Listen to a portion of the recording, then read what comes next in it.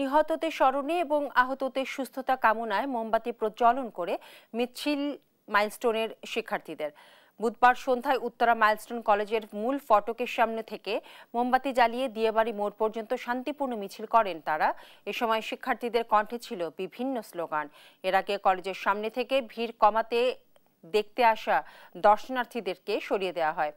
6 দফা দাবি বাস্তবায়নে বৃহস্পতিবার সকাল 10টায় উত্তর দিয়াবাড়ি গোলচত্বর শান্তি মিছিল করবে মাইলস্টোনের শিক্ষার্থীরা।